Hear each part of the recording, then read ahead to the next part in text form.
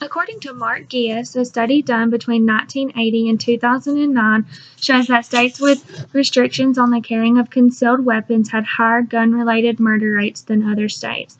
It was also found that assault weapon bans did not significantly affect murder rates at the state level. Evidence shows that stricter gun laws will not reduce the crime rate, and law-abiding Americans have right to bear arms. I'm going to tell you why stricter gun laws are not the answer to the crime rate and why American citizens have the right to bear arms.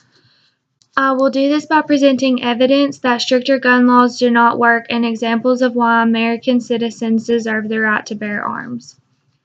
For cities like Chicago, who have some of the strictest gun laws in America, the crime rate is out of control. In 2016, Chicago had a raise in their overall crime rate, but America as a whole has went down since the rise of gun ownership in the 20th century. Stricter gun control laws will not deter crime. Chicago is one of the cities in America with the strictest gun laws, yet according to the University of Chicago Crime Lab, in 2016, Chicago had an increase in shootings. Also, about 90% of homicides in Chicago were with a firearm. American citizens have the right to bear arms. Stricter gun laws would infringe upon the right to bear arms that the Second Amendment grants to American citizens. Stricter gun control laws would also infringe upon self-defense for Americans. Having a gun gives people the opportunity to defend themselves if the situation arises.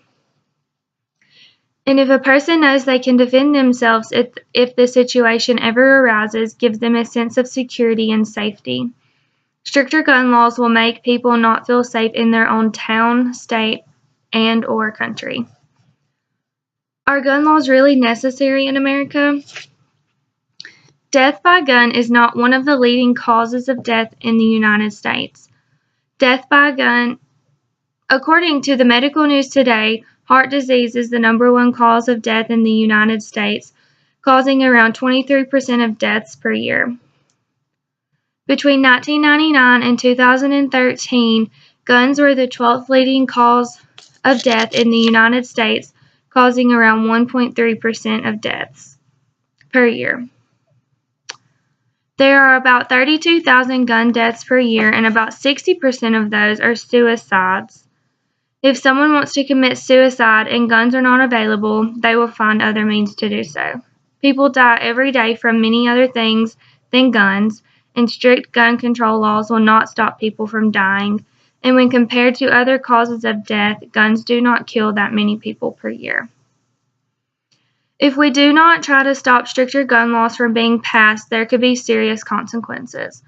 What if one day you needed to defend yourself because you got in a bad situation, but you did not have the proper means to do so because of the stricter gun laws?